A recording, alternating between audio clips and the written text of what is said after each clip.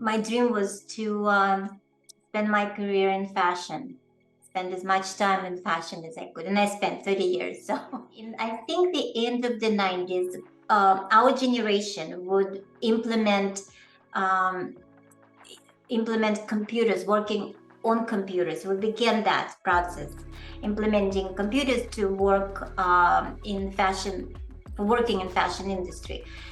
Another thing actually started happening as well. The production was being outsourced to China and to different countries. That started happening. So that's why you don't see garment district as it was before. Now all because it was absolutely full. The whole actually area from downtown Manhattan um, to about like 40 Second Street. They were factories everywhere. Everything was done domestically. My I started I grew in the industry, changed professions in the industry as the industry changed. But Absolutely. let's talk about Close 3D. This is Okay. Hello, welcome to Underdressed, the podcast where we talk about the clothes under our clothes and exactly how they get made. My name is Trudy Gardner. I'm the freelance designer behind Wayfinder Lingerie. In this show, I'll be exploring the art, practice, and technical execution of intimate apparel. We'll be taking a behind the scenes look at this industry and trying to understand exactly how designers balance creativity with functionality, specifically as it pertains to our hardworking yet delicate base layers. Thanks for listening. I'll see you in the show.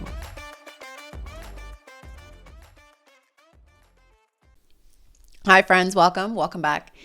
Asi Efros is on the podcast with me today, and our conversation went almost over 2 hours talking about, the things that I'm passionate about, the intimate apparel industry and the history of the industry and where it is today and where it's going. And I love sharing her story with you because her personal story is very interesting. She was an immigrant that came over to New York from Russia, and she talks about how that happened and how she came up through the industry through the 80s and the 90s and how it's transitioned through that period of time, which I thought was incredibly fascinating because I'm always exploring what is happening right now in the industry and the way that we're incorporating close 3D or other 3D design processes into the development and production of these garments. And it was really interesting to get Aussie's perspective on how things are changing and why they're a little bit slow to change. And then we kind of go really far into the future talking about different kinds of sustainable materials, which gets quite fascinating. So I hope you enjoy the podcast. As always, I enjoyed recording it. A couple of announcements for you. I am in the process of updating my course on Clo 3D. So if you are interested in using Clo 3D specifically for intimate apparel, go check it out. I'm also currently participating in a workshop that's hosted by Kristen Anderson. And it's a free online workshop that we're doing. We've done two sessions already, and we have 2 to go. And I will drop the links in for that as well, so you can go check it out if you're interested in using Clo 3D for intimate apparel. Because if you've been listening to the podcast or you're connected with me in any way, you know that I love using that software specifically for the development of intimate apparel garments. So without further ado, I will let you go. Enjoy the podcast and we'll talk soon. Okay. Hello, Asi. Welcome to the podcast. I'm very excited to have you on today. Hi Trudy, it's a pleasure to be here and thank you so much for having me. Awesome. Okay. So today we have Asi. Is it Asi or Aussie? Both are good. They're pretty close. Yeah. Yes. Today we have Asi, I'm gonna go with Asi Efros on the podcast, and I discovered you through your own podcast, which is published on YouTube, and I'll for sure put in all the links for this below. But you've been in the industry for a really long time, and you are an immigrant to America from Russia, and we'll definitely get into that story because it's pretty amazing. You built yourself a whole career in the lingerie industry, and now you're writing about the industry and doing some podcasting about it. So, yeah, it's really interesting. Okay, so I wanted to start because I've been listening to your podcast, and you always ask this question. So the question I want to start with is, who was your mentor? Oh my goodness. I had so many mentors. I don't think I've ever stopped learning and studying. So every book I read is, the author is my mentor. My Books, grandma, yeah. mother was amazing teacher to me in terms of life. I spent a lot of time with her, and she taught me everything I know. She used to sew, she used to knit, she used to cook, and yeah, she made all my beautiful dresses and her dresses. And from just spending all this time with her, she was very creative. I really wanted to be somewhat close. And my dream was to spend my career in fashion, spend as much time in fashion as I could. And I spent 30 years. So, So yeah, you she was definitely my, filled that out. yeah, great mentor. But she also taught me other things. She was from that great generation who actually lived in their younger years during the World War II. And she was in Russia, and she had to take her 6 months old daughter back then and move to the middle of the country because so that away from occupation, from German occupation. And I just learned the amazing way of perseverance that she had about Mm. her. It's a very strong generation. Oh my God. And just respect for everything, because if you come from a place where you don't have anything, that everything you do have you appreciate. So much So more value. It gives everything so much more value when you don't have indeed. Oh, when you have so this true. abundance of everything to always access. Exactly. And I kind of learned with this. I think I'm a little bit of a minimalist. I've discovered it just recently, but you can see like my even my background it tells a story. Having less but more meaningful things, and it's kind of followed me through my life. And but also she taught me a love for creation, because I watched her knit socks. She used to, in the summer, I would spend summer with her, and she would knit socks for the whole family. And I don't know if you know knitting. It's you have like your sock is held with four knitting needles, and you have a fifth needle to create all these loops and weave, the thread into the sock. It's entertaining. Oh my God. So I learned that, and she taught me how to sew. She sewed all my amazing dresses, like polka dots and flowers, and her dresses were actually works of art. This was a flowering, blooming crepe de chine and chiffon. So yeah, and she wasn't like a little woman. She was quite large. I would say she was about like size 20 in American sizes. But oh my God, she carried herself so well. So yeah, she was my mentor in so many ways. Oh, beautiful. That's a great story. Okay, so since we're here, can you tell us a little bit about your life in Russia and how you came to New York? Yes, of course.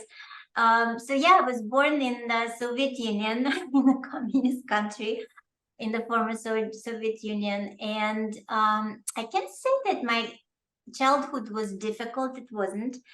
We were not rich, but we had everything we needed. So it was just kind of, you know, very nice childhood where a lot of people cared about me. I was the only one child, and I was the only child of my mom's, and for a long time, the only child in a whole very big family. And my grandmother had 7 siblings, and my grandfather had 9 siblings. And I had enormous amount of grown-up cousins, second and third cousins, and they would all gather in our house for holidays, and I would sit under the table and listen. And I remember I was about 6 years old, and they all spoke about America. They spoke about leaving the country because the country was closed, a closed country. I don't know if you even can imagine what it is, but we did not have any communication. We didn't travel overseas. Nobody, very few people would come into Russia. We didn't interact with people from other countries, or if we did, it was I don't know, the holiday marked on our calendar. It was exotic. And my, I guess, need for freedom was born right then and there, where I heard all these stories how one of the relatives actually left the country for good in the 70s. And we didn't even like listen to news. I remember my grandfather sitting in the bathroom because so that he doesn't interfere with anybody else, with this very noisy, I don't know how it's called, radio. Here we go. Very noisy radio, trying to find BBC or any channel from, from outside the country, because they were, it was prohibited to listen to these channels. Okay, but he could pick them up sometimes on his radio? Yeah, through horrible noise. If you go to the both sides of the wave, you could kind of listen to the bits of words. Okay. And could he speak English? Could you guys speak English? No, it was actually all done in Russian. It was, already translated. We did not speak English. I was studying English a little bit at school, but later. Okay. But anyway, so any bits and pieces of information I was shared around the table, I would just, soak up as the sponge. And one of my dreams was to immigrate to United States since I was 6. So that was one. And then also to graduate from college, to get married, and to have a son, which I did all that before I was 25. Was it a son specifically, or just a child? A child, yes. Okay. Happened to be a son. I have a son too, but I always imagined that I would have a daughter. So when I first found out that he was going to be a boy, I was like super disappointed. Really? But then you know how it is. Like now I would never change him for the world.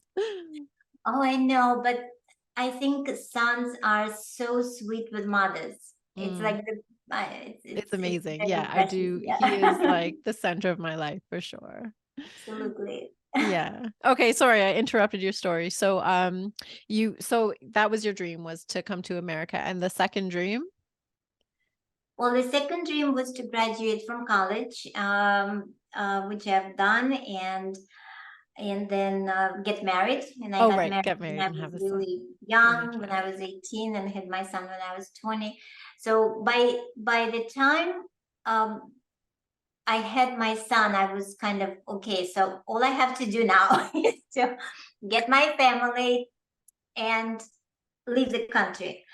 And a miracle happened actually around that time. Both countries, United States and Russia, opened their borders. But you could leave Russia only to a direct relative and only to Israel. So my husband's relative who immigrated in around in the 70s in the first wave, actually contacted somebody else, another person in Israel, because he lived in the United States with the same last name, and they sent literally a fictitious invitation.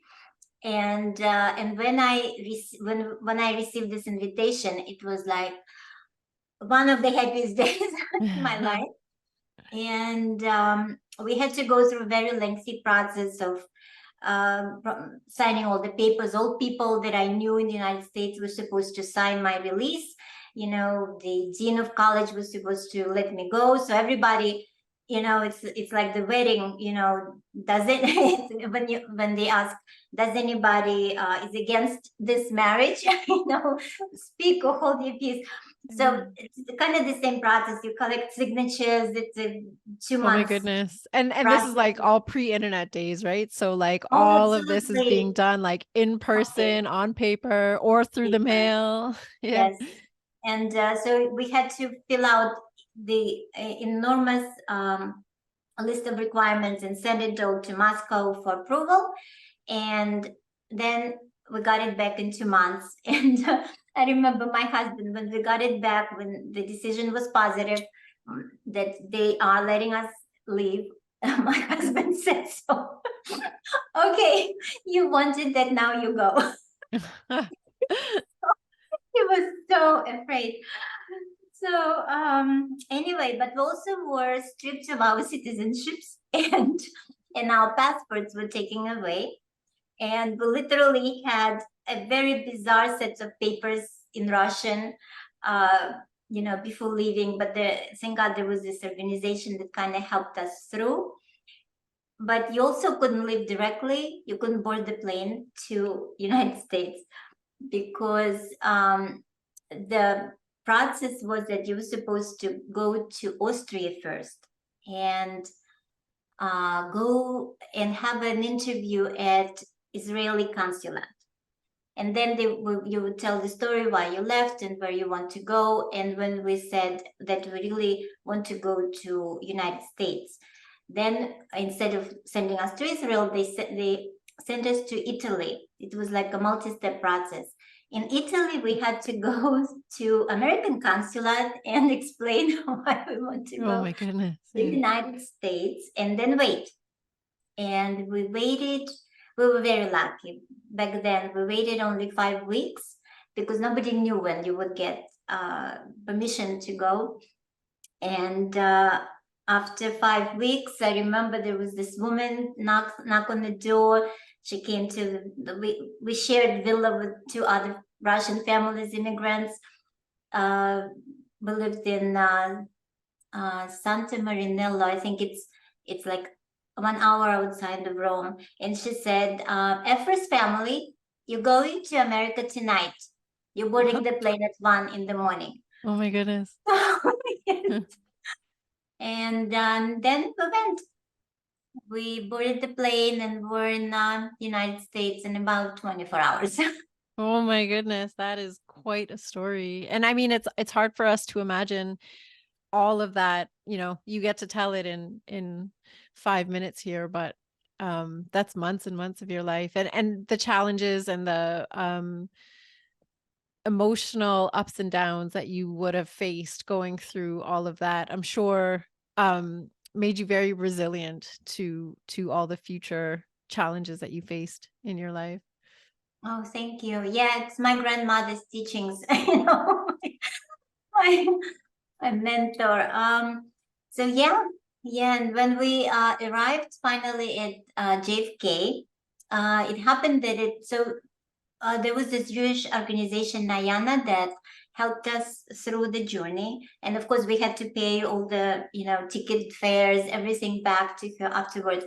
But it was, we were held during our flight, we were held in London for about 24 hours and arrived very late at night into JFK at night of Rosh Hashanah, which is a Jewish holiday. So the organization was not there to invite us to New York, and nobody was there actually. So I remember I was standing holding my son in my arms. He was sick, he got sick, on the road. And it was 1 o'clock in the morning. We barely spoke English and we had no idea where to go. Oh and it was a very interesting moment, because my dream has come true. Yeah, this is it. This is the dream. Yeah. So, and then we saw, and there were a couple of families, not just us. There were a number of families who just like evacuated from, from Italy in the same plane. I just kind of saw this Hasidic Jewish man just kind of going to all these people, like speaking to all this our friendly immigrants that came to this plane. And he said, finally, I heard, even I understood this, even he said it in English, I don't care about Nayana. We're gonna take you in. So they put us, and he put us in cabs. There was another man who was helping him. They put us in cabs, and we were going somewhere.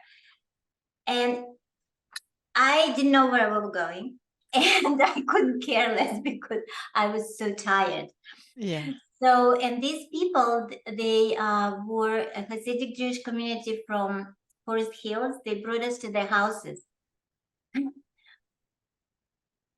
I still cry when I tell the story every time. That's beautiful. Never fails. And yeah, we spent holidays with them until Nayana opened after Rosh Hashanah. And then we were, of course, connected with the organization, and who started like a normal onboarding process.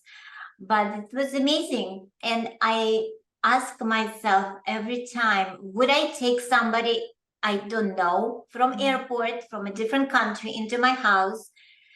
Oh, so my answer is probably no, but oh my God, they were amazing. That was this act of altruism, and that I've never even encountered before or after that time. So yeah, that was And that's how you got to America. That's a great story. That's so beautiful. Thank you for sharing that. Because, and I ask about people's histories. I often start with like, what's your story? Where did you come from? Because as designers, the stories of our life inform the way that we make decisions in the future about anything, creative decisions, or just decisions about how we attack the work that we're doing. And I'm interested into switching gears a little bit now and talking about your career in the lingerie industry. And can you maybe tell us about how that evolved? Of course. So my career spent it's a span of about 30 years, just a little more than 30 years. It evolved through so many changes in the industry. So I started in the beginning of 90s, and back then, and I didn't start in intimate apparel. My first job was a temporary assistant of sample cutter, as I remember correctly. I started on the very bottom to learn the industry, because as much as what I knew how we created clothes in Russia, I also understood that here in the United States, there were just different methods of working in garment creation. For instance, in Russia, pattern making was extremely strong and very little of draping. And however, in fact, here in the United States, draping was very in. So a lot of things were draped first, and then pattern was created. And it's just one, but also to learn English, it was a whole process of learning. And so I started in dresses because back then dresses, chalet dresses were very in. It was back then, like looking back at this, I think it's such a horrible way of dressing. Awful, but it was very in with big white colors. What kind of dresses? What did you say? Chalet, Chalet dress. rayon, yes, printed and buttons and lace colors. It's something Elaine would wear in Seinfeld. Okay, gotcha. In the beginning of the series. So, but as a creator, I can't just be assistant cutter or whatever for long. So I made myself kind of learn as quickly as I could. So yeah, and then in about 3 years, I left the company as a designer. So from assistant cutter, when I became a designer assistant, and then I was promoted to designer position. Can we take a However, step back? How did you get that position originally as a pattern cutter coming from Russia and now you're in New York? I went to quite a number of interviews, but Mm. back then, fashion industry was very lucrative. It was a Mm. very lucrative career, and all based in New York and Garment District. Everything was done in house, so people like myself were in demand. Okay. Everybody needed a great assistant designer. Everybody Okay. needed a designer. It was just such a welcoming industry. Um, just booming. It was booming. Mm. Garment District. Unfortunately, I actually was sitting in the once in Bryant Park, and a girl with the microphone came to me and just asked to tell a little bit about the area. So back then, and you guys have not seen it because you were born later, much later, but it was amazingly booming industry. Like you couldn't walk in the garment district because there were trucks, there were production buildings, there were design studios, and the trucks were always loaded and unloaded. There were models everywhere. On Seventh Avenue, there was a gathering during lunchtime. You'd find a gathering of about 40 pattern makers, men, Italian mostly, dressed in black. And I saw this, and I asked around. They said, "What is that?" And my colleagues, they said, "Oh, listen, if you ever need a job, just go there." So that was Indeed, that was LinkedIn of Yeah. back then. So if you need it, right, if you need it, you just go there, explain what you're looking for, explain your skills, you'll get a job. That's how That's amazing it amazing. was. Yeah. Yeah. So, and everything was done by hand. I draped, I created patterns. I would go to the company, accessories, accessory company to find buttons. It was just unbelievable. You could not get literally any information, any inspiration while sitting in your office, like what we do now. Like we can get all inspiration we want for designing without leaving your office, your room, your home, just by surfing the net. Yeah. No internet back No, no, then. it was what was in front of your eyes in real life. None. Exactly. Yeah. You had to leave your office, you had to go shopping to different stores, or you have to leave the country, shopping in different countries. Oh, that's incredible, Asi. Like you really just opened my eyes to something like I'd never really thought of before. But like even myself, like all of my learning has been done online. And then like my own like actual practice is what I see physically. And I have a few pieces because like good laundry is very expensive. But like I've never really had the experience to like go to New York and see like a whole shop of lingerie. Like my experience with it is 90% online. So I love this. I love the image that you're painting for me right now. Oh, good. Thank you. Um, so yeah, so that was yeah, there was absolutely so much more physical movement, physical connection, tactile experiences, because everybody would have to go and touch things to make sure, especially for intimate apparel, that they felt good, that they're not scratchy. So, and I know what you're saying, because now with all software available online, and even the material search is online, is now developing. Um, a lot of people who came from traditional textile industry is having a little bit of problems Oh trusting man, you're giving me so trusting much right. insight right now because like that's my work is digital, right? Like I produce digital garments meant to be turned into physical garments. Like I'm not just producing digital, but I've had this like big question mark always in my brain is like why are why is the industry so hesitant to move towards digital garments and now this gives me such a good foundation of like where is it coming from? Like where like this is like the foundation of the industry was based on what you're describing to me Right. right now. So this is very Exactly. interesting. Yeah. I know. I love talking about it because it's just I think what you said something incredibly deep. You said that the story of designers, their life story affect their creativity and their work.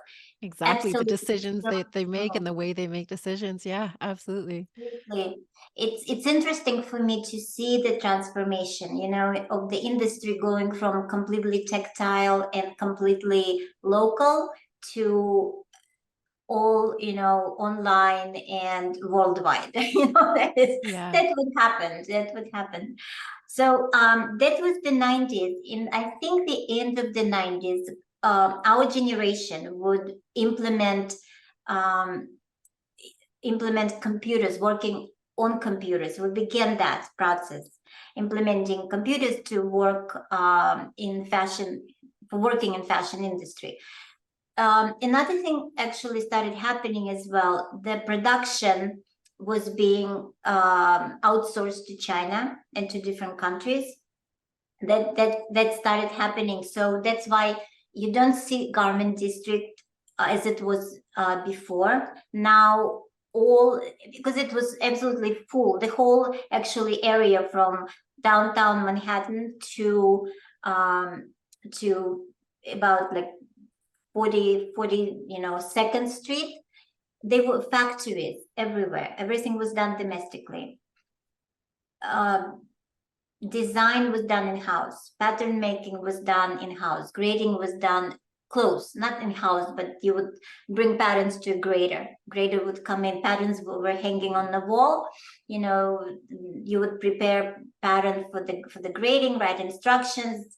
Somebody would pick it up, bring to the grader. They would, by hand.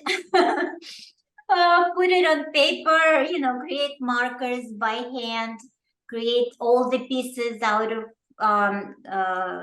cardboard, kind of thicker paper, and send you your marker on a roll of paper, which I would have to check. So, so with that, my I started I grew in the industry, changed professions in the industry as the industry changed. So after leaving my first company as designer, I became a production pattern maker in the next one because that was upgrade of my salary. I had to, another my dreams was buying a house, so I had to go up and up and up. So I finally, get enough money for down payment.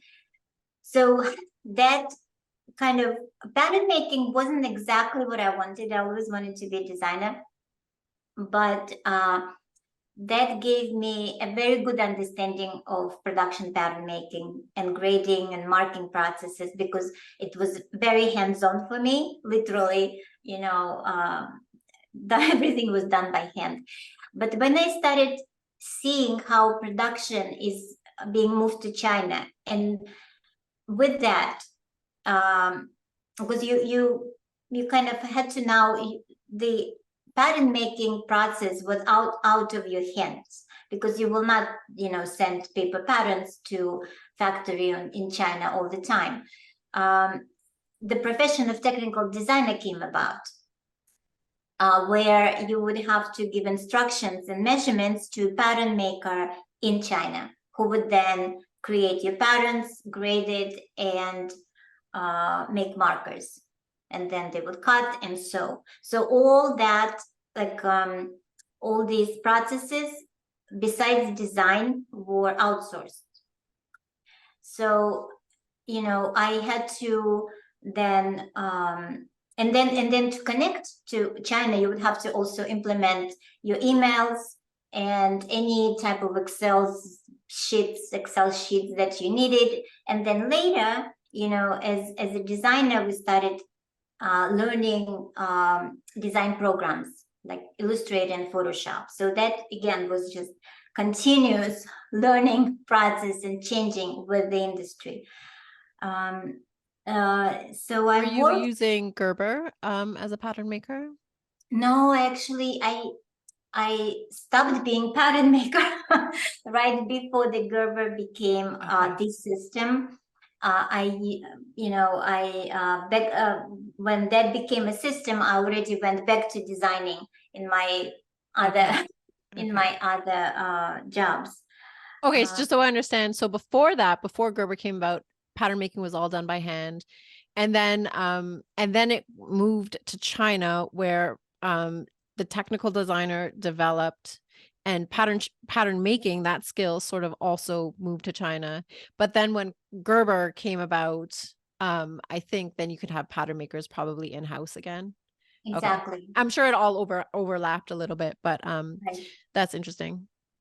Yeah, and every company would now then design their own way of creating. If they had really, so I guess it's what it is. If they don't have or they don't trust their pattern makers overseas, they would take it in house. Hmm.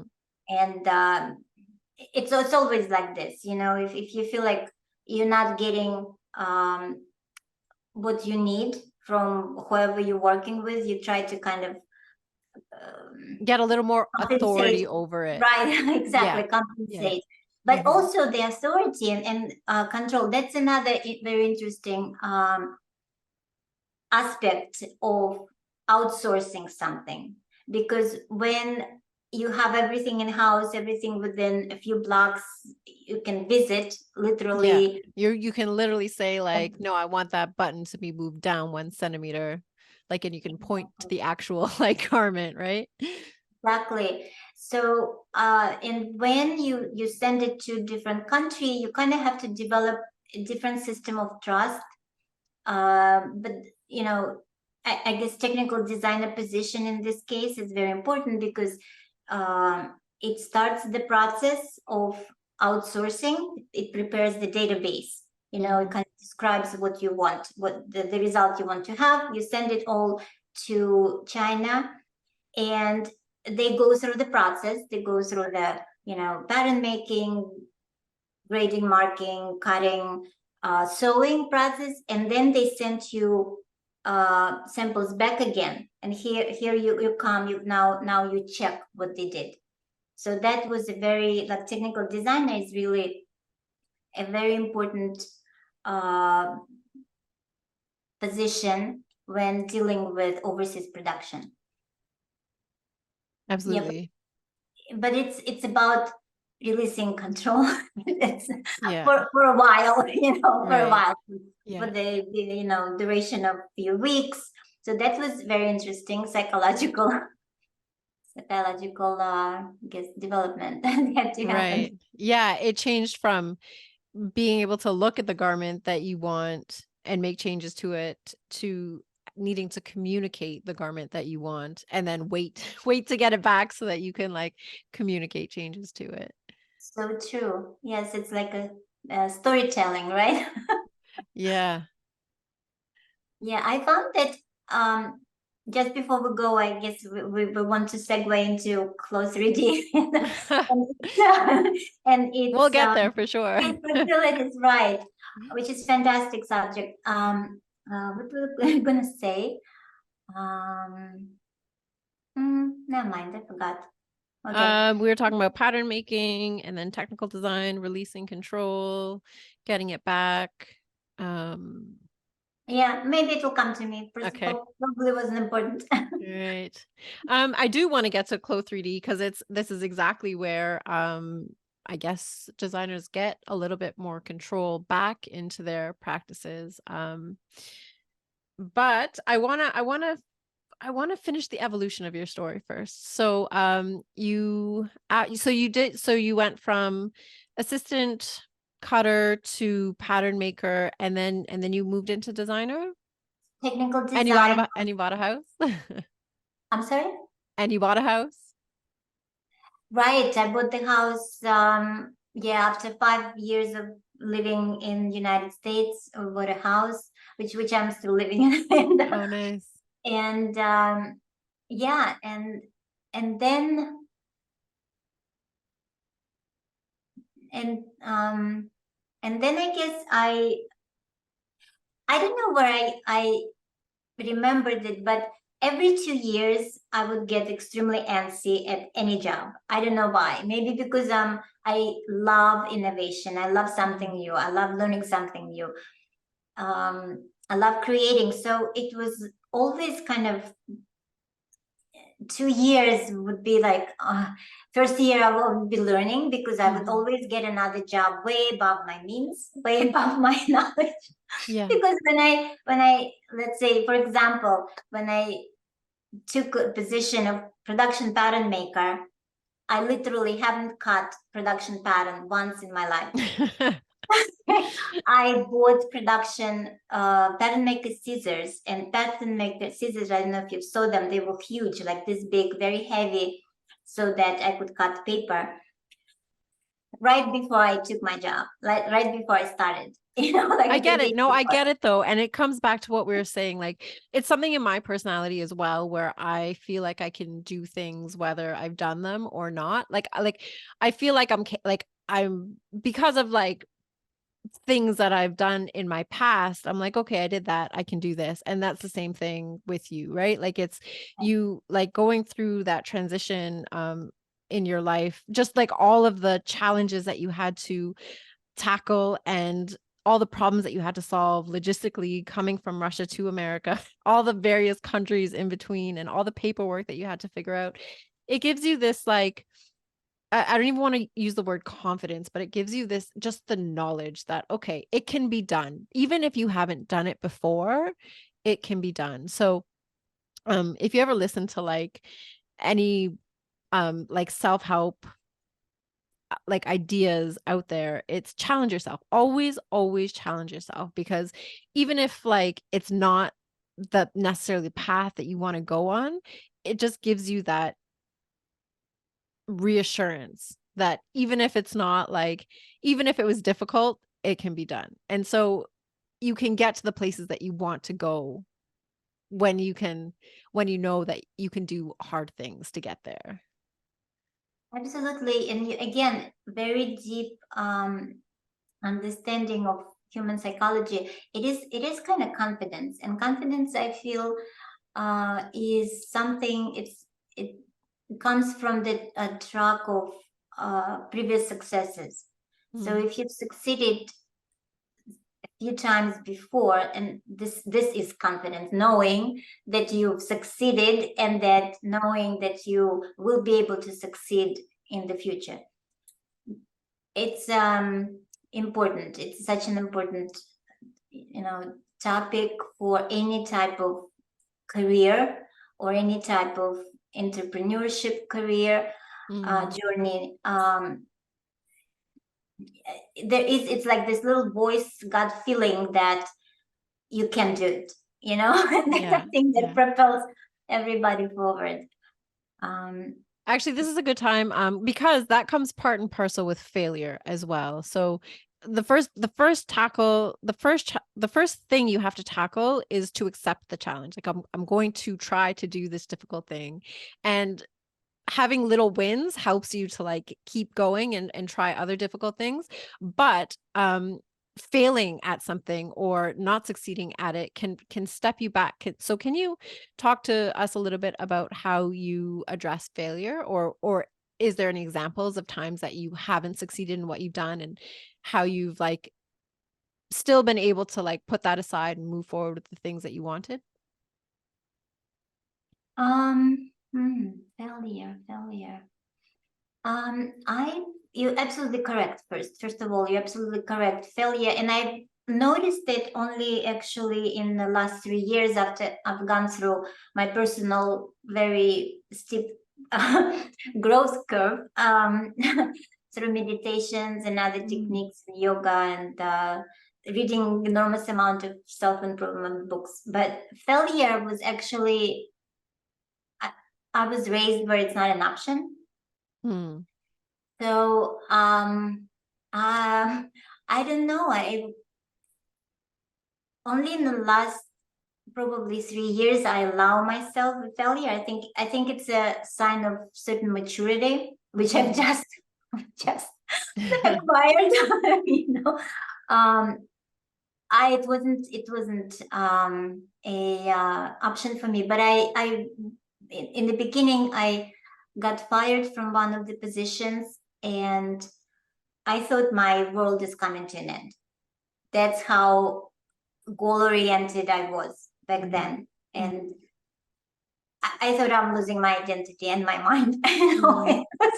And it was in the very beginning, actually, of my career. I mean, the career growth was just overwhelming. Now I call myself a recovering overachiever. Yes, I hope I'm succeeding now. But it was always I had to make it.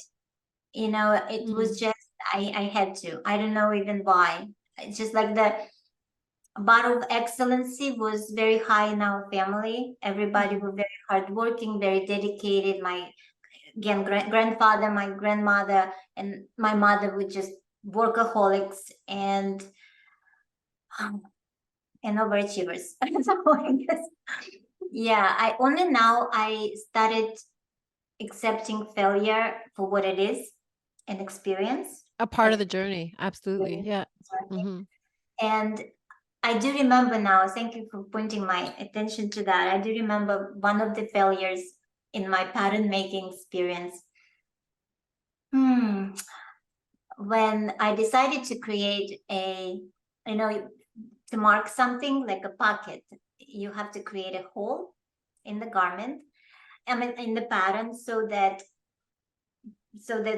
put pocket correctly and not high, not low. But because I was so goal oriented, so they do put pocket correctly, I insisted on having this hole on the pattern. So it's a dot on the pattern. It's a hole is indicated as a dot, and that dot after the so that was the biggest order of my company, by the way. So I was a head pattern maker. It was the biggest order. It was a jacket with a pocket.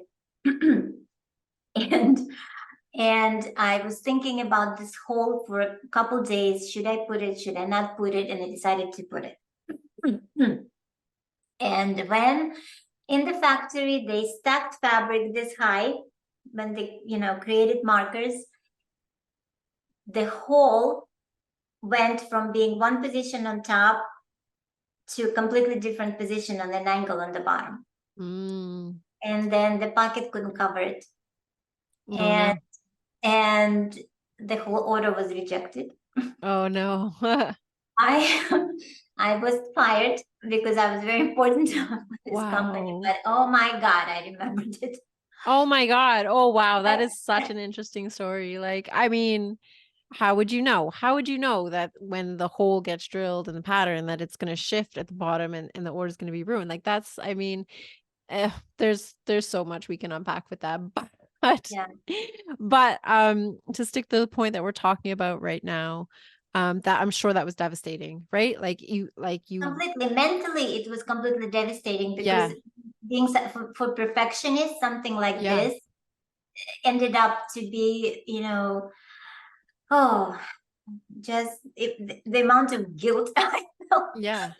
Was unbelievable, enormous. Yeah. And we can talk about the whole culture of leadership in this case. Like that's another whole podcast I feel like we could talk about. But emotional, it's just the kind of thing that takes emotional resilience. You said that failure wasn't an option, so you just moved on. Like you found other work after that. And that's just part of the journey, right? Absolutely. And you're so right. And now I know it's a part of the journey. But for younger people, and like my son is a complete perfectionist too. They have to make those mistakes. They have to make mistakes, and they have to live through them. And that will give them understanding of what mistakes are. We learn best from our own mistakes. So we try to learn from other people's mistakes, but our own, that experience will just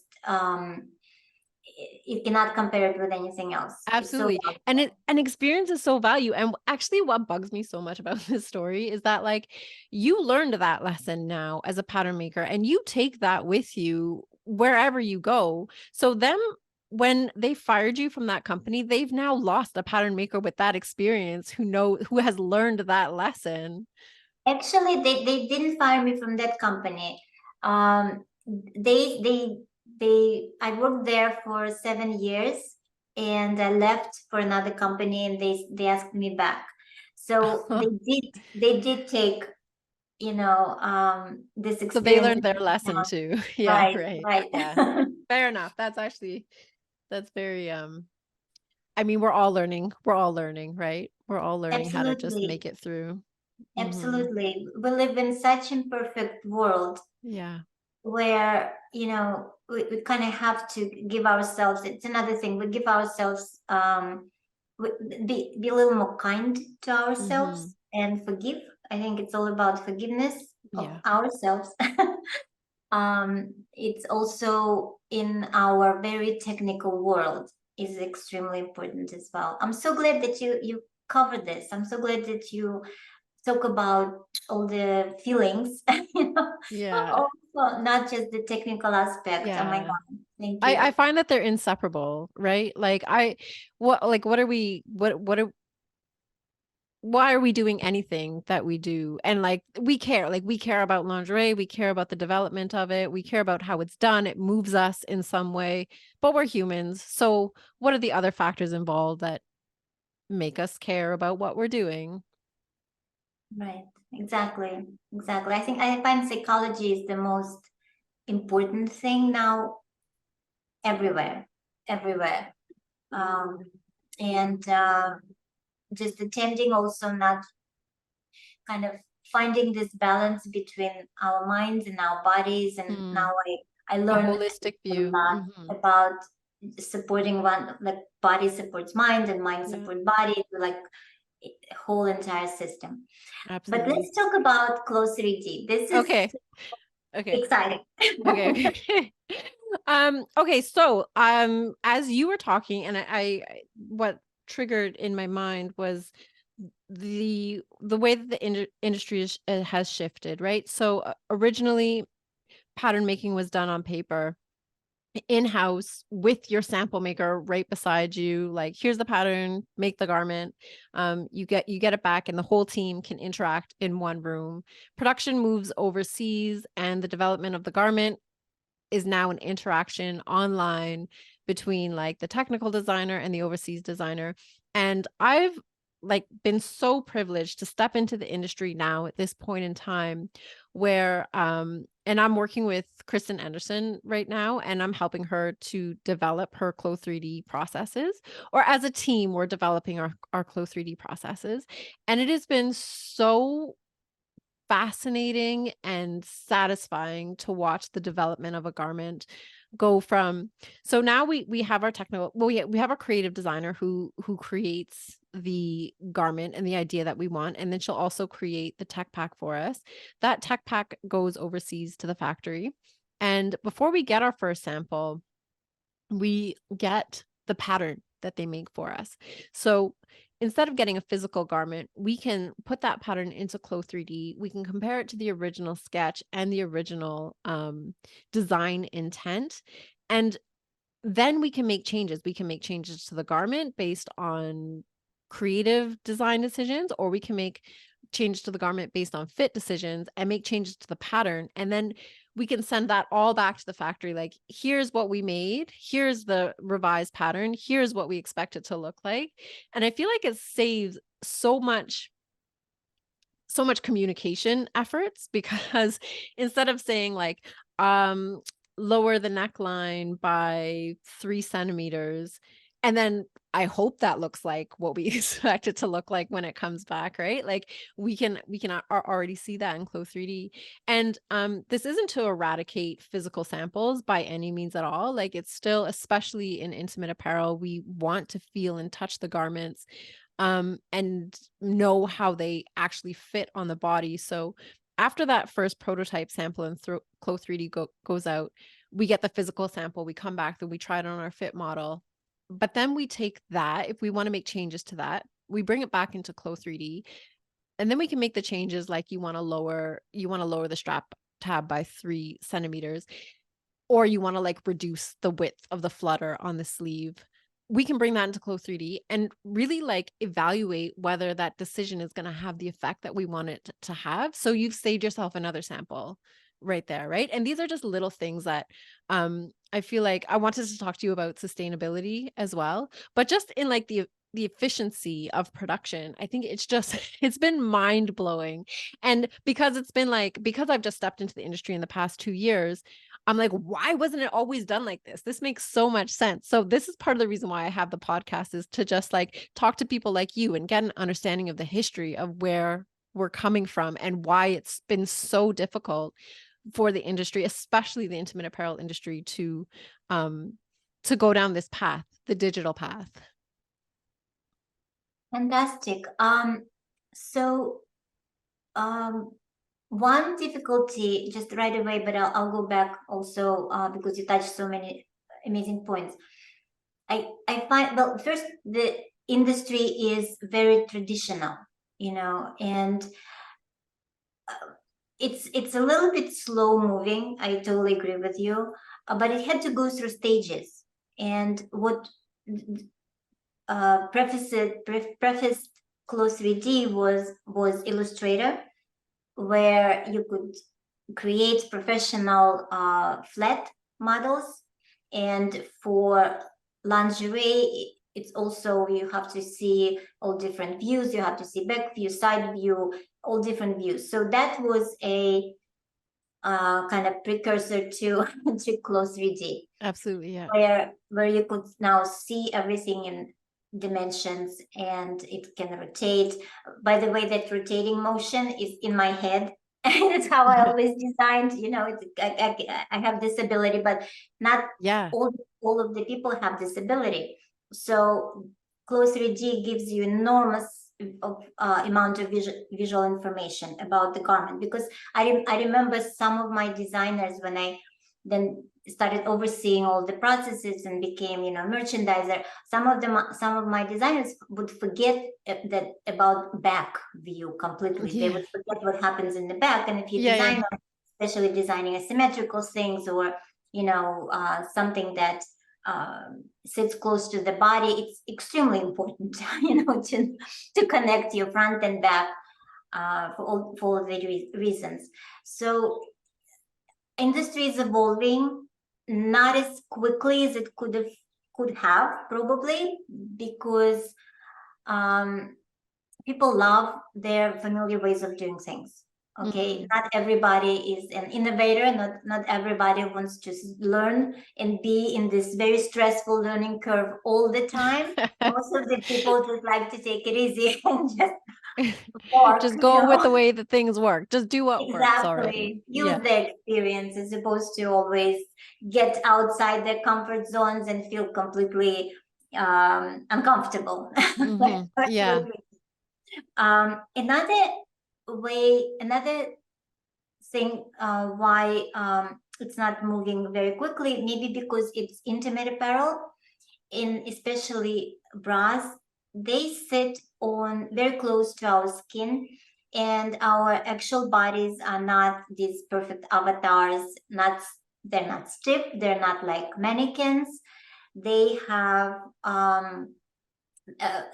skins. They have fat. They have folds. Our bodies, and I think it's very difficult to come up with the absolute true model of a person, so that you fit your design in Clothes 3D, let's say bra, on the person correctly, and see what it really does. Does it create additional fold on your back? Does it create this creases on the back? How does it fit into your a thong? How does it fit into your backside? Truly, Yeah. all these things, because we're so that's why it's intimate apparel, so intimately connected to the body, that I think we, unless we have a model in front of us, it's kind of still not quite there. Yeah, absolutely. Yeah, I totally agree with you. And I always emphasize that as a point when I talk about Clove 3D or what using 3D design, it's like it's akin to using like a mannequin, like a hard mannequin to try your garment on. So you're definitely losing the human feel of it. Yeah, the fat, the skin, the way that the elastic, like how tight is that elastic digging into the body, or what's the tension on the stitches. Um, they are so if you follow it all, you'll see that there are soft body avatars being developed now, which is Yes. fascinating, still very fascinating. I played around with them a little bit this week in Clo 3D. They're still like, they're just kind of like a big marshmallow right now. Like they're still not like definitely not like a human body yet, but I'm happy to see that we're going in that direction. This problem has been identified by the industry. Like, why can't we use 3D design for intimate apparel? Bodies aren't soft. So, and now it's nice to see like the companies that are doing 3D are listening to that, at least to some degree. Right, absolutely. In terms of sustainability, I think Close 3D is a fantastic program. It's a fantastic way to create garments because it connects literally the entire cycle of the garment. And I was so like grateful in the later stages of my career when I could oversee the entire operation, you know, from and be involved into entire operation from conceptualizing the garment to marketing the garment. Close 3D is just absolutely invaluable because you start with design, you design in it, right? You could see right away how how garment behaves.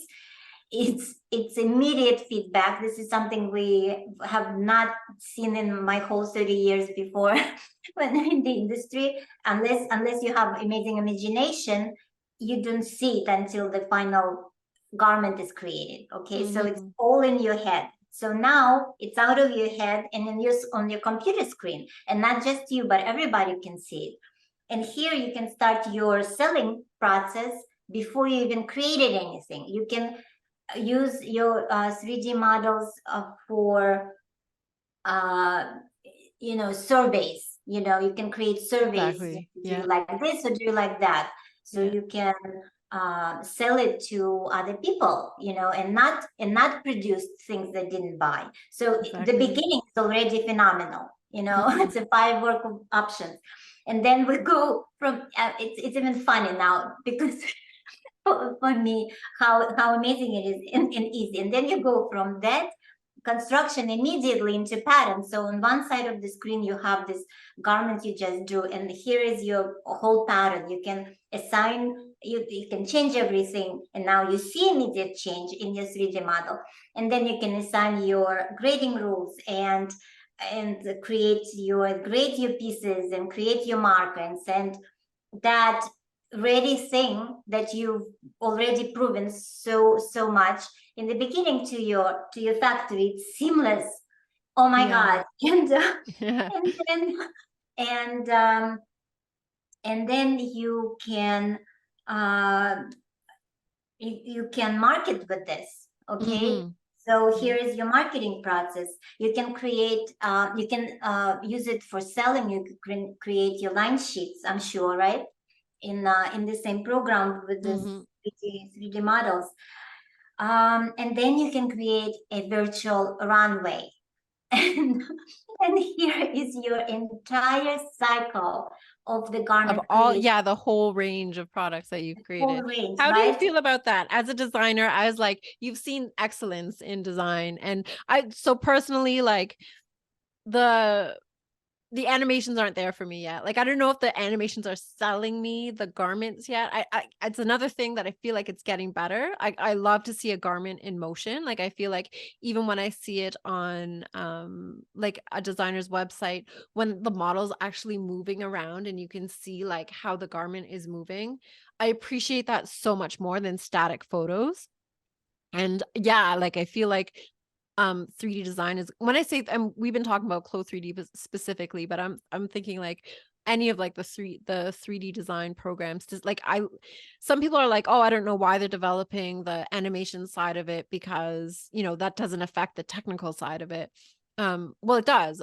Like if you could see a garment in motion and see like how does it look when you sit in the garment, does it still fit? Like when you put your arms up in the air.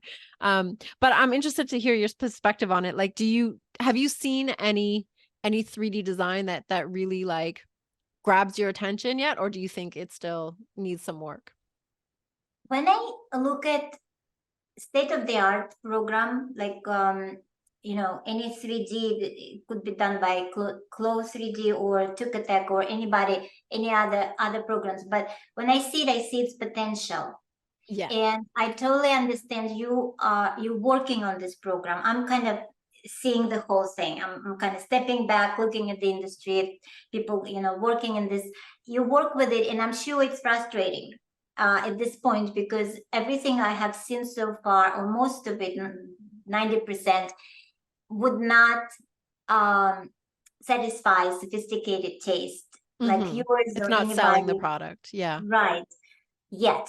Because everything, like now, okay, it's developing so quickly. And I think so the perfection now in nowadays, perfection cannot be achieved by only one category of creators. Creators from different fields have to get together. For instance, if creators of Close 3D communicate with the gaming industry that already achieved enormous amount of perfection in their movement and in their models, the magic will happen. And it's been with everything, people from different industries have to come together to accelerate the development of state-of-the-art technology like this one. But the potential is enormous. And I think that very quickly now you already started seeing these marshmallow looking avatars. But I'm very optimistic that very soon, since people already identified the problem, it will be perfected to a reasonable level. Everything goes through the beginning stages, but people like you, they attack it. They attack the new product with amazing potential and bring it to the marketable level. Absolutely. Speaking about sustainability, I think that programs like these that connect seamlessly entire garment creation process have their future in creating the most sustainable products. I kind of think when I look at everything in different aspects of fashion, where it's going now, it's to complete customization of fashion, because now a lot of fashion is produced on mass scale, right, for hypothetical consumer. That's right. They narrowed it down to a specific like narrow range of body type. Here's like, we're going to try and design as many garments as we can fit on this body type, and then that's what you get.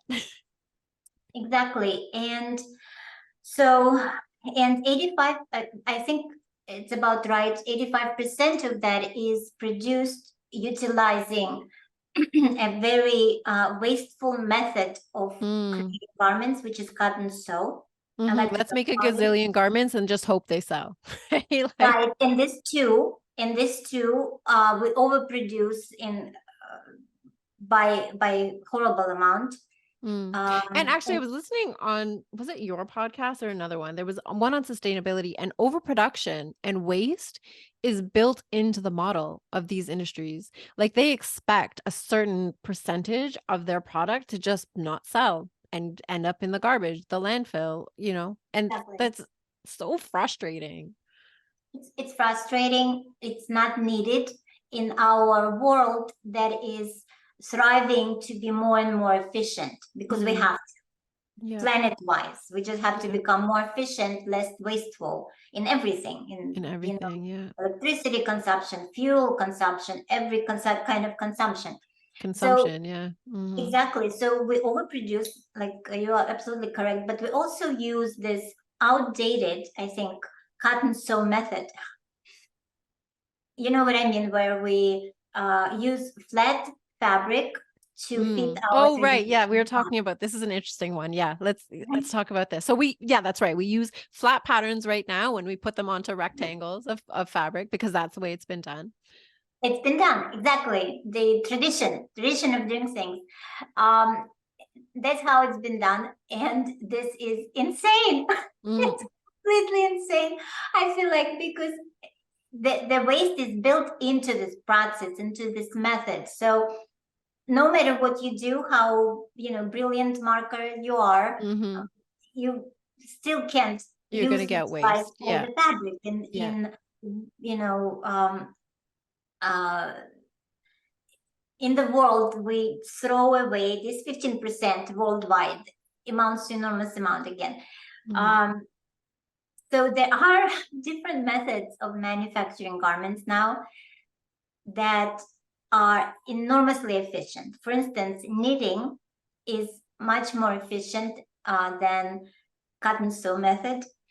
And the newest machines, flatbed machines like Shimaseki machines, they literally knit the entire garment. So, so they, instead of disassembling a flat piece of fabric and then assembling, you use the most efficient way how things are created in nature. In nature, things grow, right? It's very efficient. There's no waste created around it. They just grow. They utilize, like plants. We instead using this out, outdated method of first disassembling things which require a lot of time, a lot of energy, and then assembling them.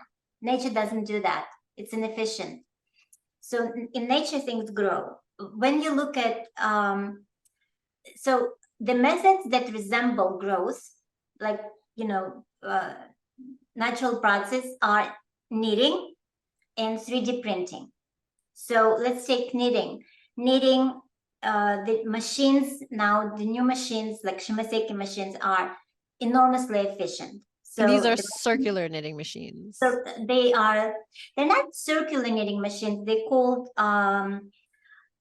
the warp knitting or flatbed machines, Okay. but they are perfecting it. I'm not talking about tubular goods, which still you have to cut Okay, and that's what I was thinking. ship to the Yeah, because I don't body. really understand this process. Like I'll do some research and see if I can find some links after.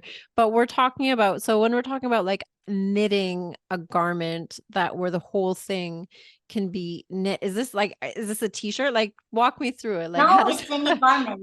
Any, Okay. you can knit bottoms, you can knit like leggings, pants, you can knit tops, you can knit underwear, and the entire garment will come out. The top will come out with sleeves out of the machine already pre-finished. This is So crazy. this is well, they are now available. The machines are available, which are extremely efficient. So they not only themselves efficient, they are high speed, consume less energy, Mm, less everything. They don't create waste around mm. themselves. Yeah, because they're literally making the garment. Is this limited Exactly. to a certain type of fabric, or is this like certain types of yarns? Good question. So um, in addition to machines, there are many companies around the world, like Lenzing or Eastman, that produce enormously eco-conscious yarns. They are clean, they use circular processes, they clean their water. So yarns are 99% just renewable, completely sustainable. And knitting is now the process of creating garments that is an industrial strength. So you can have production. Um, however, this it's unusual. It's not so commonly used. It's method that just it's new. Okay, It's so new. Yeah. people are extremely hesitant to use it, even though I think it has enormous potential. It is super sustainable. It also is seamlessly connected into closed 3D process where Absolutely. Yes. This is the everything wheels are like exactly turning because here. if you load a program into the computer, it will generate the entire garment for you. And if we could actually like get to the point where we could use Clothes 3D to perfect the fit of a garment and have a pattern that's exactly the pattern that we want, and then it plugs straight into the knitting machine or 3D printing machine.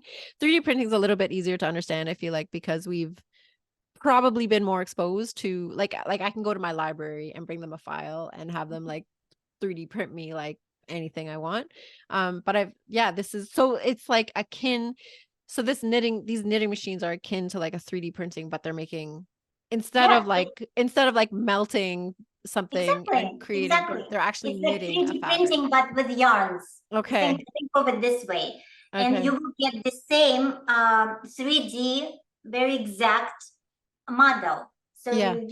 you would knit your sweater with sleeves and neck, with everything finished. So no post knitting operations are needed.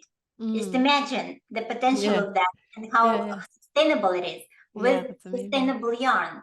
Wow. Now it's still, every new technology in the beginning is expensive, but when it's adopted on the mass level, it will be a game changer in terms of Mm. saving of everything, in terms of efficiency and sustainability. So the Absolutely. 3D printing is not quite there. It hasn't reached its industrial strength for fashion industry because the materials, I feel like, they're not flexible enough. They're not skin friendly. They are just not there. Mm-hmm. But it's getting there. It will get there. So now imagine that you have this seamless system, right? Of from design to garment creation. Now you can personalize it. Mm. You can personalize it to every person because now there are multiple apps created that scan your body in 3D. You get the set of measurements. Imagine that in the beginning of your process. Imagine the library of designs Mm. where you can go and see, oh, this influencer, I want to look like this influencer. I want this Yeah. design. The button, Yeah. I can you go imagine hit that. measurement Yeah. seamlessly into this, process, and you get your own design. I found over COVID, I found how creative people are. I found how much they care about what they wear, and each person has its own style.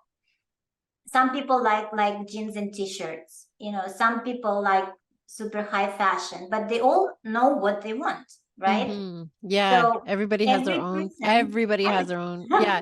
And instead of these like conglomerate companies that are trying to like distill us down to like, here's the range of products that are available to you. And they gear their advertising towards like you wanting to be like that instead of it that top down, like letting the big corporations feed you what you want. You can decide for yourself what you want, what you love, like whether that's for you or whether that's not for you. And it just opens up the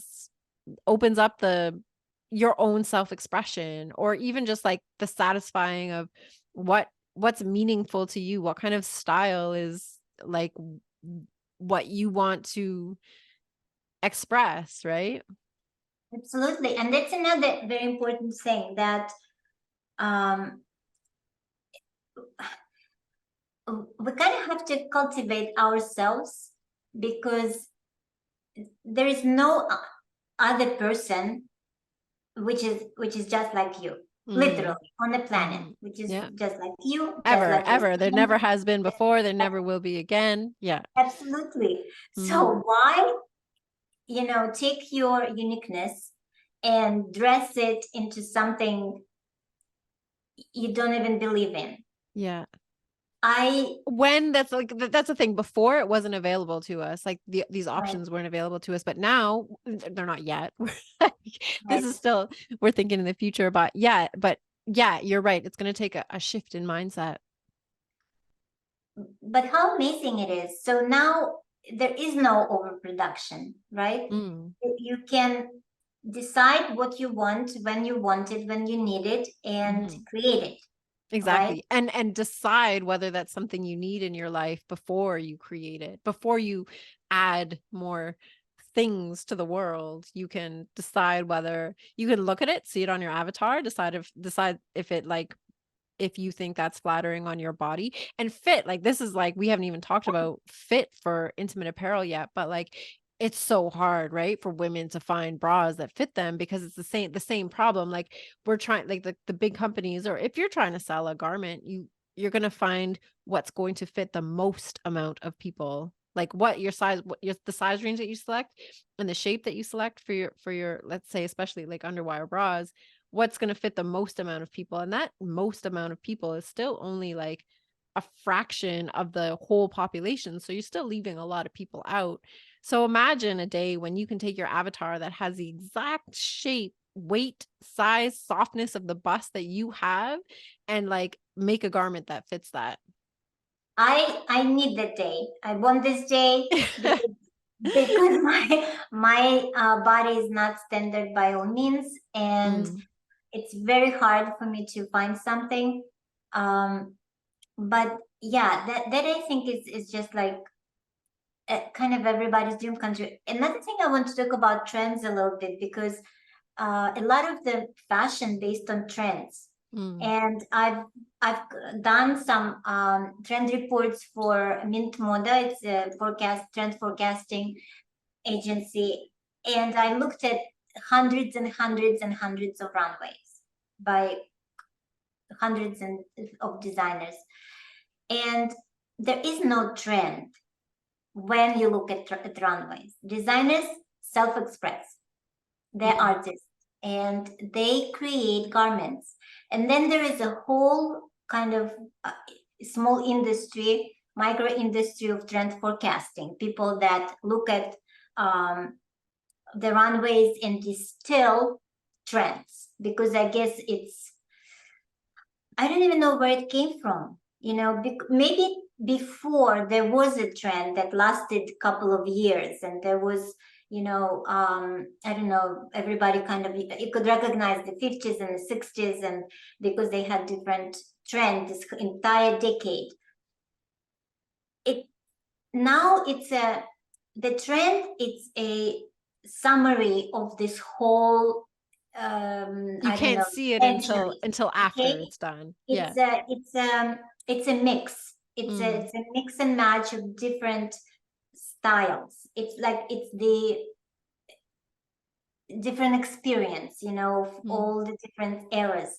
It's all mixed now because it's like a collective knowledge the designers already have. You can't unknow, what you know. So they've seen it, they've grown up with it, they've studied it, and now they take it through themselves, express it into something that is, I don't know, hybrid of all these different eras and, different styles by themselves. Like each garment is very interesting, but there is no trend.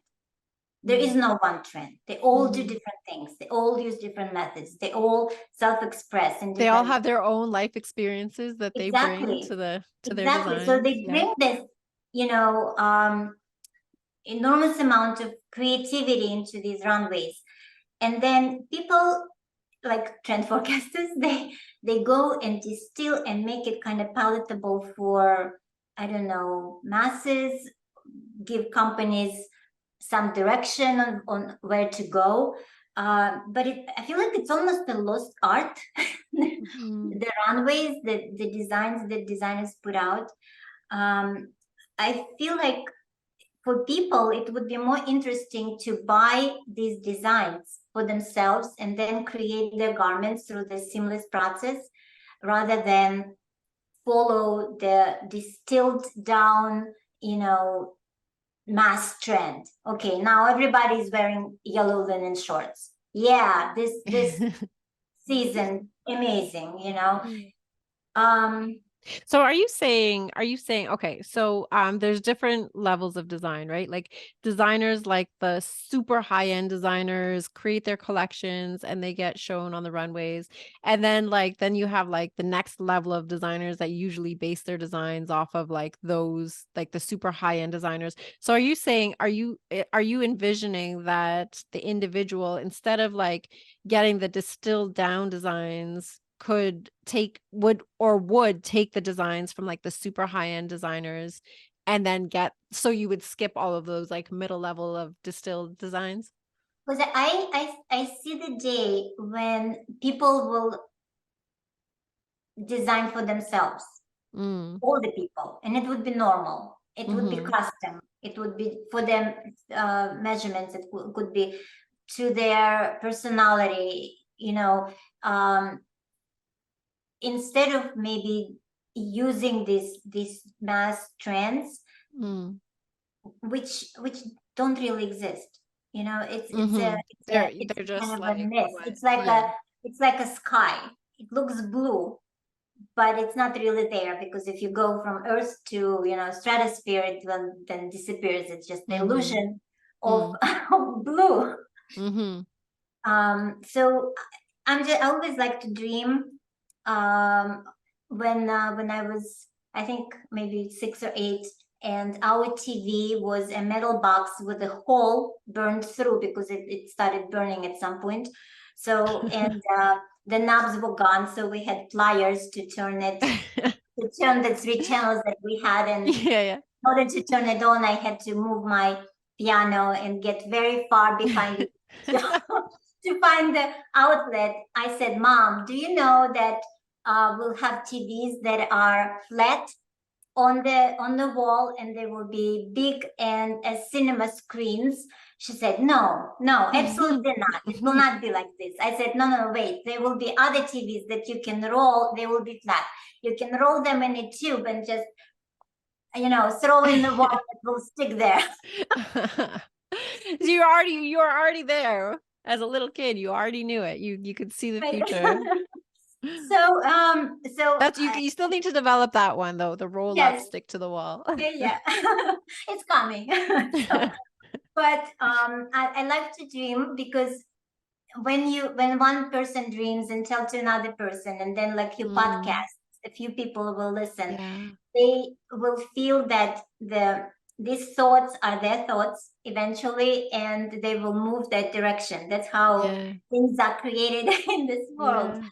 Um, so yeah, I'm looking into the future where we all will create our own fashion just for us. We'll self-express in a real way. I have a And caveat to that. We need designers. Like, not all of us are good. Like my husband, I could never see him trying to design his own thing. Like he just wants a black t-shirt. He just yeah, wants but like, but he could exactly, get like the best black t-shirt, like made of the best materials that fits his body exactly the way he wants it to fit. exactly. But then he can, that's exactly, this is the process of designing. You know, Mm, we just described in a very few words the process of improving. Like, okay, mm. so he wears a t-shirt, and one maybe he doesn't like, he would tell you, oh, I think that this sleeve is too long or too small or too You're narrow. absolutely right. He Yeah. will express Mm. it, and then he can literally change it, you That know. is design. Yeah, you're So right. Good that point. is Yeah. design. Because a lot of design, especially innovation, comes from uncomfortabilities. You know, Mm, if we're uncomfortable with something. I speak to so many founders of brands, and they said, I couldn't find it on the market. I created it because I couldn't find it on the market. yeah. So many. Mm-hmm. So, and I think that the, you know, big designers should design, and people at least will be able to use their design directly as inspiration.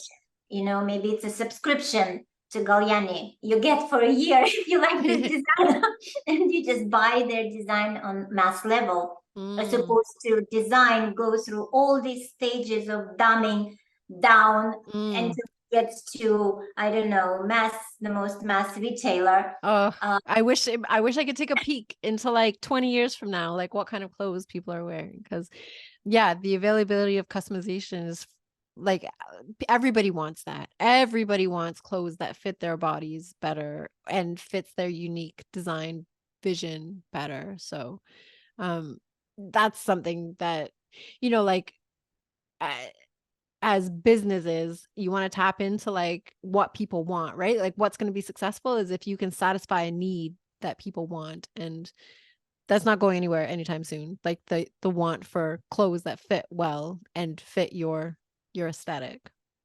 Exactly. Another thing I feel like is forgotten with clothes, so is with food. The clothes begin as a nourishment to your body. It's something that would keep you either cool or Mm, warm. mm. It had this function It's to essential. Yeah, essential for essential survival. exactly.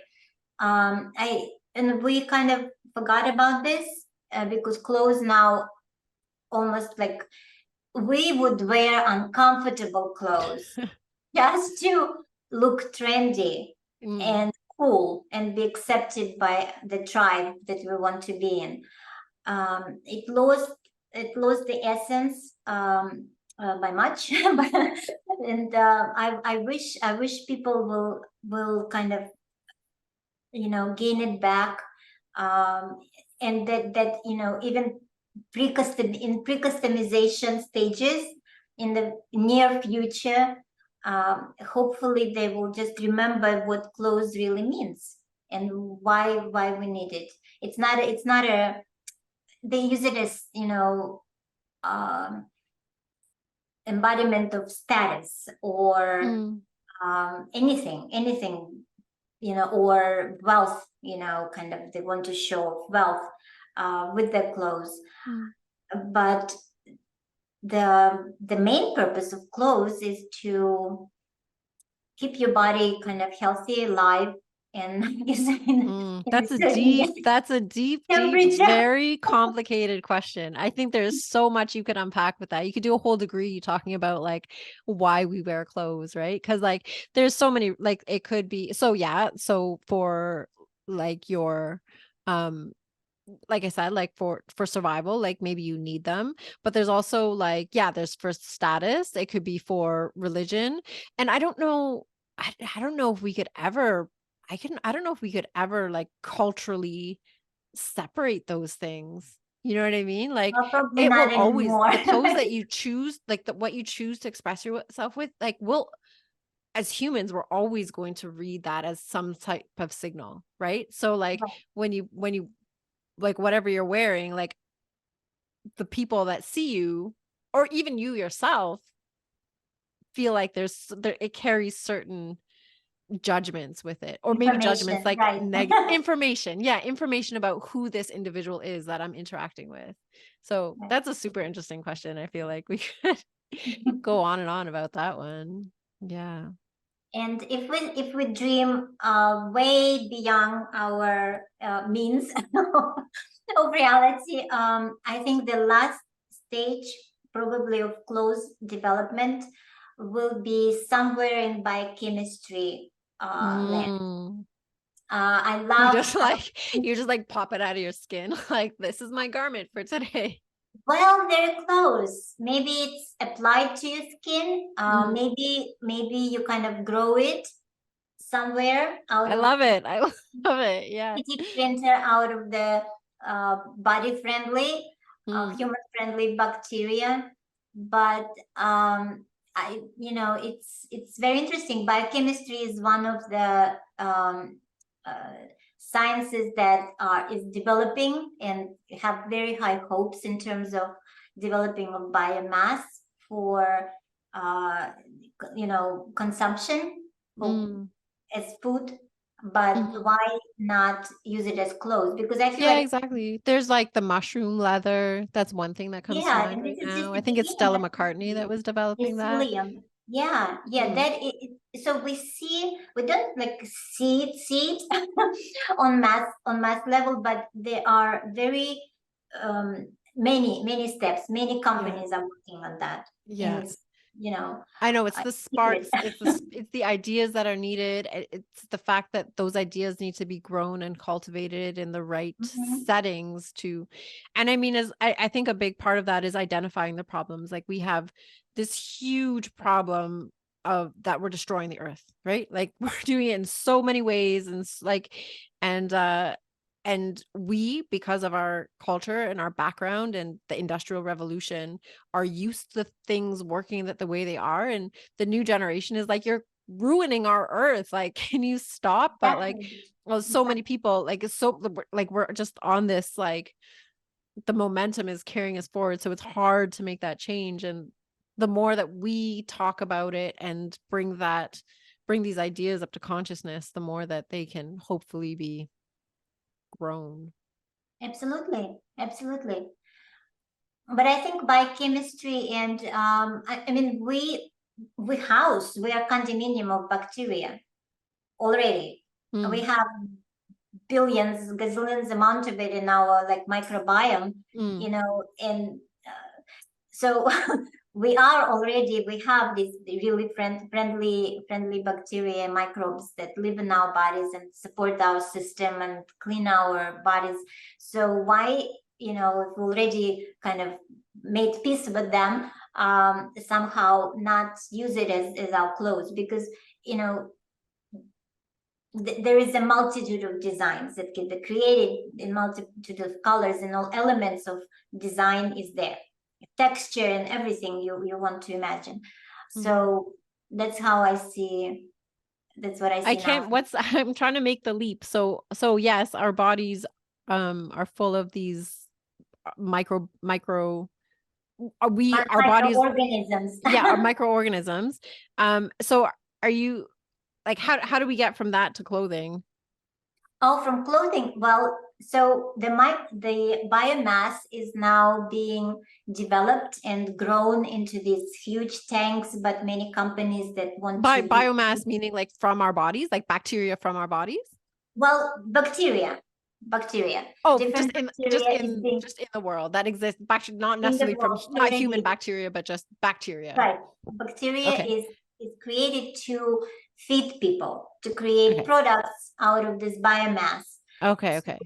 If something we Okay, so can, you're saying we could turn that into a material that our bodies, exactly. and then if you're creating materials from biomass, so turning that into some type of material that we could turn into clothing, and then it would be also biodegradable because it's made from. Absolutely. That's another fantastic thing about it. It will be very sustainable. It will be custom made. It will be Mm, friendly to the body, because now we have uh, fabrics with additional qualities that are moisturizing. They have different threads that affect body in a positive way.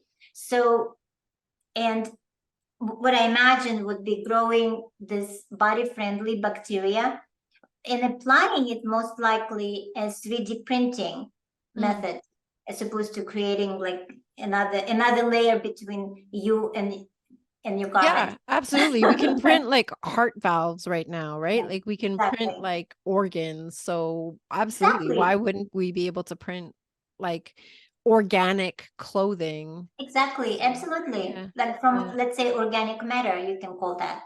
So Mm, it's just, I feel like, so somebody I spoke with who actually investor in the in innovative companies, and biochemistry is one of his companies that he invests, that creates funds the companies that build tanks to grow biomass, okay. and Okay. it's in tanks. So, and when I proposed making clothes, 3D printing, like making clothes out of biomass, he said, well,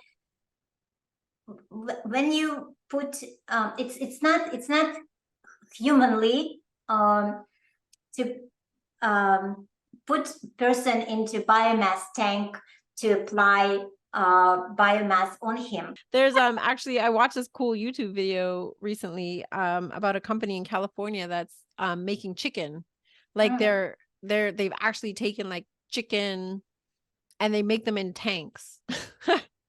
I can link this video, but Okay, yeah, I'd it's love they're to see literally, that. yeah, they're making chicken without the animals. It's super interesting. Oh wow. Oh Yeah. wow. Okay. But Yeah. Yeah. it's exciting and scary at the same time. Absolutely. Yeah, exactly. I All talked to my husband traditions will about it. disappear.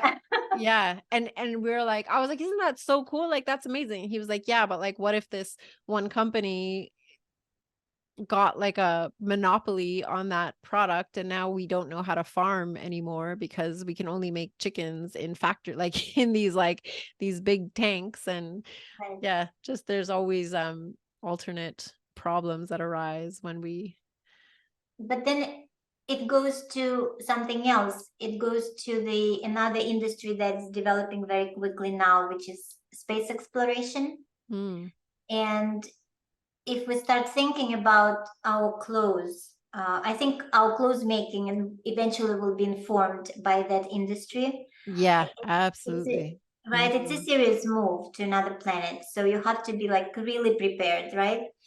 Uh, and we'll have to rethink our methods of clothes making. Or Mm. in the beginning, we would have to not take our whole wardrobe, right? But take very essential, very smart, very hybridized items. So we take as little as we possibly Mhm. could. I I remember know one of yeah, when you go get ahead. into fashion, like when you get into fashion, you start seeing sci-fi movies completely differently. Like there's this one called The Silo right now that I'm watching. It's a series and it's about these people that live basically in a hole in the earth. Like the over 100 years before somebody created this hole in the earth that they're living in, and they all have like it's all self-sustaining, so there's farms in there and there's everything that they could need, but they're living under the ground and they don't know why, and they're not allowed to ask questions. And but they all have there's like all these outfits, like everybody has a different outfit. And I'm like, Hmm. I don't think like there's no factories producing new clothes down there. You know what I mean? Like who's making the cloth, who's making the yarns, like that this doesn't make any sense at all. Well, they themselves. This Yeah, is that's the true. Maybe they have all of communication, that. right? Maybe they have it all. Yeah.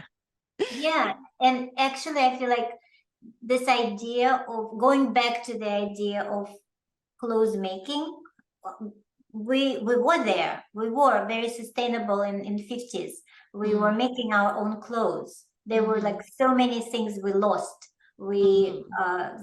created plastic, and then we lost the sustainable way of our living. But we used to go to the tailor and custom made clothes, right? Before the clothes became a Hmm. production And now line. it's impossible to find a tailor. Like where I live, there you wouldn't be able to find somebody. There's there's Exactly. there's a little company that create like there's a small business that makes stuff, but she's not a tailor. Like you wouldn't go in there and get yourself fitted, you know.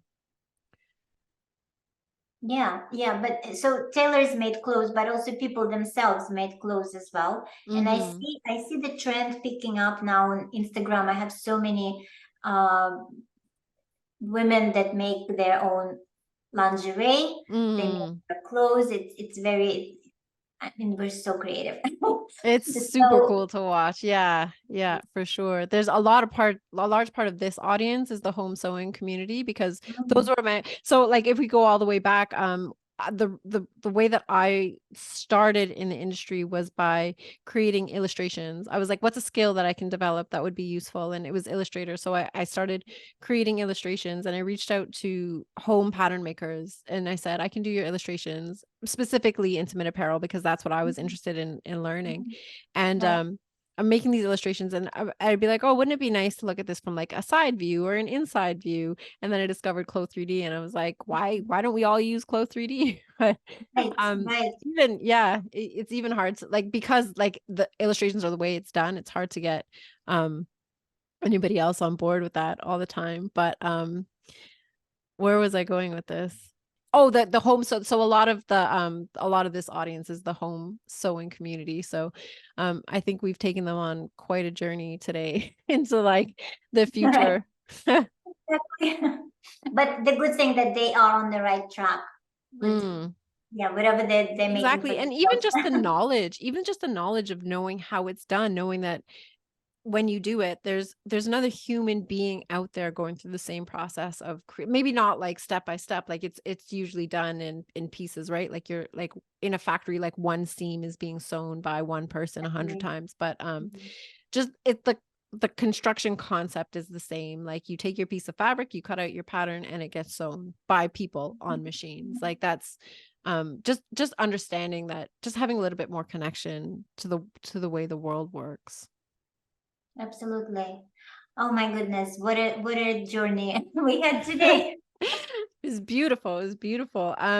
We are well, like, wow, this is like definitely one of the longest podcasts I've ever recorded, and it's been amazing. I'm just looking through my notes to see if there was anything that I really wanted to get to. Oh, I'm going to visit New York with my team, Kristen Anderson. Do you have any recommended places that I must see in New York, specifically for lingerie, but or anything else? Sorry, I have to put my connect my power because my power is Because we've disappearing. gone so long. Okay, so in New York, fantastic. By the way, Trudy, I would love to meet you when you are in New York. Ooh, that would be Just let fun. me know. It will be fantastic. Yes. And yeah, I admire both of you greatly in what Awesome. you do. And in New York, I think the whole city now is fantastic. You know, just kind of walking the streets. I'm trying to quickly think what is my favorite part. I still love Midtown because there's so much history for me there. It's not the same anymore, Is that however. the garment district? It's a garment district, Mm, Bryant Park. But I think any place you would spend your time, Central Park or museums. I personally love Modern Art Museum, MoMA, and Whitney museums. I'm a museum bug. And but any place you go, it's just the city is beautiful. But if you want to get like super excited with like beautiful buildings, it's Hudson Yard, okay. and I would definitely walk the High Line, which will take you through the heart of the city, and you will see everything, everything. Okay. Okay. Awesome. I've taken some notes. Okay, so normally I ask to wrap up the podcast, what's your favorite part and least favorite part of being a designer? But as you were speaking, I wrote it down because you've had this whole like journey through the industry. I mean, and you've had various dreams that you've shared with us. What's your current dream? What are you what are you looking what do you look forward to seeing and achieving? My current dream, because now I'm writing about the industry, but mostly I write about people, about their creativity, their journey, their achievements, their failures. To me, it's extremely interesting, and showcasing their talent, their potential. So I see my next career in writing, in public relations. I would like to expand from just intimate apparel to different industry because I'm very passionate about so many other things, about health, longevity, food, travel. So I want to continue just create beautiful publications, maybe photo shoots, um, everything that helps to tell the story of, I don't know, humanity. No. I Yeah. love it. I love it. That's a beautiful dream. And I look forward to watching your evolution because you're doing it in public. Whatever you do in public, I'll enjoy watching. Oh, thank you so much, Trudy. And thank you so much for having me today and asking amazing questions and speaking about so many things and bringing so much depth into conversation. I'm eternally grateful. Oh, thank you so much. Thank you for being here. You were an amazing guest. It was super fascinating conversation, and I'm glad we got to do it. Yeah, me too. Thank you. All right. Bye.